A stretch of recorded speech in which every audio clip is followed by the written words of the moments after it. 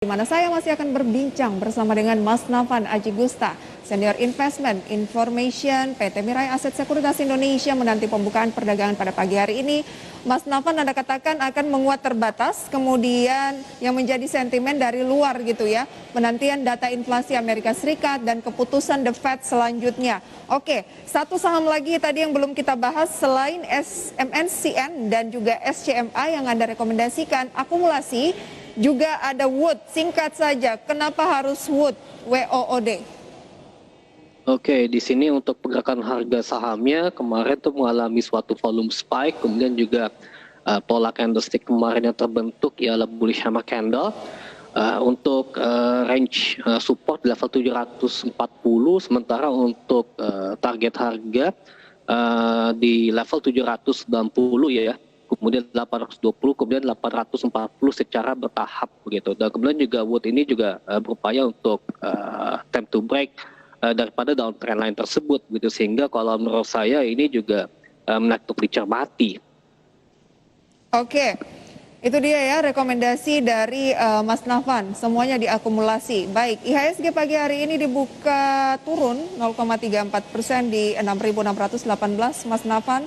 Anda bilang memang tadi akan cenderung bergerak terbatas begitu ya, karena apakah ya itu faktor tadi The Fed lagi atau gimana?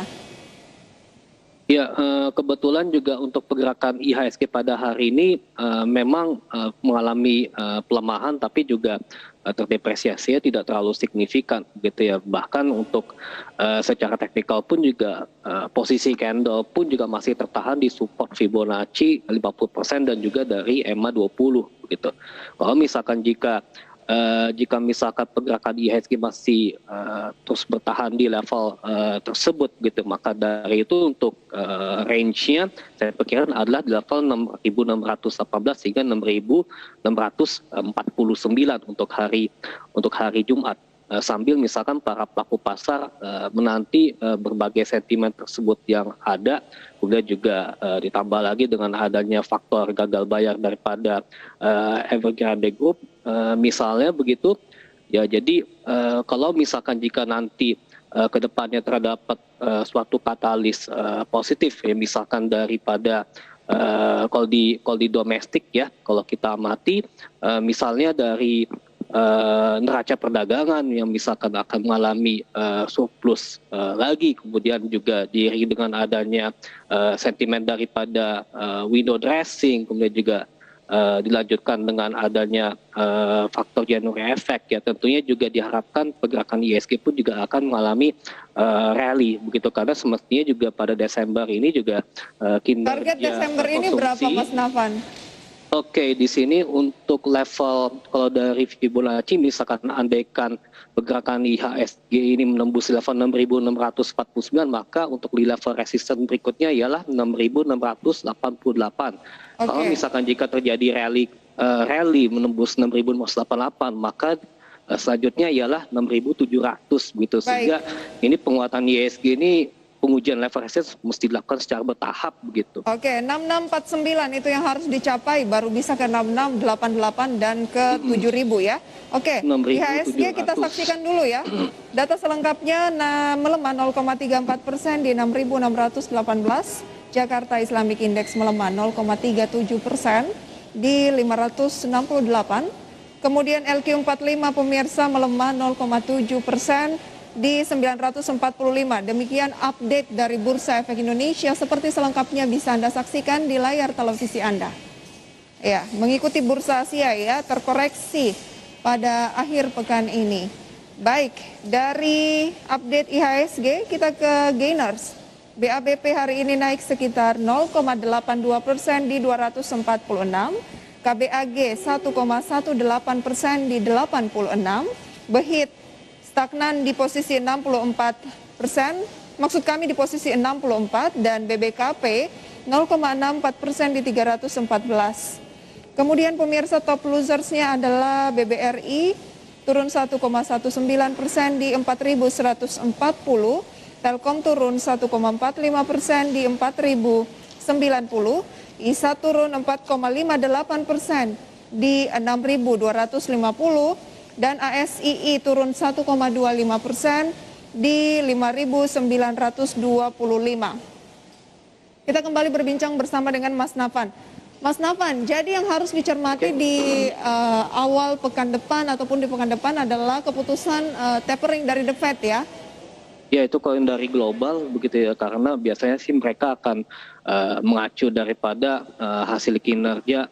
Kalau misalkan jika kinerja data makroekonomi di Amerika Serikat juga menunjukkan tanda-tanda yang semakin progresif juga, tentunya juga kemungkinan juga The Fed akan menerapkan akselerasi daripada penerapan tapering tersebut, kemudian juga didukung oleh kebijakan pengetatan moneter lainnya, misalkan untuk tahun depan berupa kenaikan tingkat suku bunga acuan. Karena kan ini juga bertujuan misalkan dalam rangka untuk normalisasi perekonomian di negara tersebut, begitu. Okay. Dan juga di sisi lain, kalau misalkan jika untuk data makroekonomi domestik seperti yang saya sebutkan tadi, ini juga menunjukkan hasil yang positif, misalkan berupa neraca perdagangan, kemudian juga didukung oleh sentimen positif misalkan daripada perkembangan booster vaksin dan sebagainya. Tentunya ini juga membuat optimisme bahwasannya keberlanjutan daripada aksi window dressing maupun juga rally ini, saya kira ini akan menjadi momentum bahwasannya. Halo Mas Sindarto. Oke, Mas Nafan, jadi support IHSG di level berapa? Anda katakan tadi kan resistennya bisa berpeluang menuju ke level 6.649 yang harus dicoba baru bisa ke 6.688, 7.000. Tapi kalau ternyata kondisi marketnya berbalik dan turun, support di level berapa? Paling support itu di level 6.587 Mbak Prisa. Untuk support terdekat daripada ISG tersebut. Tapi untuk saat ini memang pergerakan ISG lebih cenderung konsolidasi terlebih dahulu di EMA 20 ya Mbak. Di level berapa Mas? Oke, untuk supportnya itu di level 6.587 ya Mbak. 6.587 ya, oke. Mas Nafan, sampai dengan akhir tahun saham apa atau sektor mana yang menarik untuk diperhatikan dan bisa mungkin dilanjutkan sampai dengan 2022? Oke, di sini kalau saya amati bahwasannya untuk sektor yang menarik dicermati ialah sektor finance, kemudian juga terdapat sektor komoditas, kemudian juga berikutnya juga sebenarnya juga untuk sektor infra pun juga kalau menurut saya juga cukup menarik untuk dicermati ya, terutama infranya dari ini sisi telekomunikasi. Ya bisa telekomunikasi maupun juga untuk construction begitu ya. Kemudian juga di sisi lain tadi komoditas juga sudah dimasukin gitu karena untuk trend demand secara global secara jangka panjang ini juga masih cukup komoditasnya yang mana? Potensial. Emas, logam gitu atau lebih ke batu bara? Ya, menurut saya bisa batu bara, kemudian juga CPO ini pun juga kalau menurut saya juga menarik begitu ya. Okay. Karena didukung oleh demand yang kuat.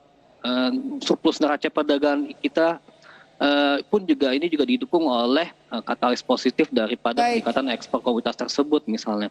Oke, perbankan, kemudian juga ada komoditas khususnya batu bara CPO dan juga yang terakhir adalah infrastruktur lebih ke konstruksi ya. Kalau perbankan masih yang blue chips ya. Telekomunikasi juga ya Mbak. Ya, masih blue chips ya kalau finance.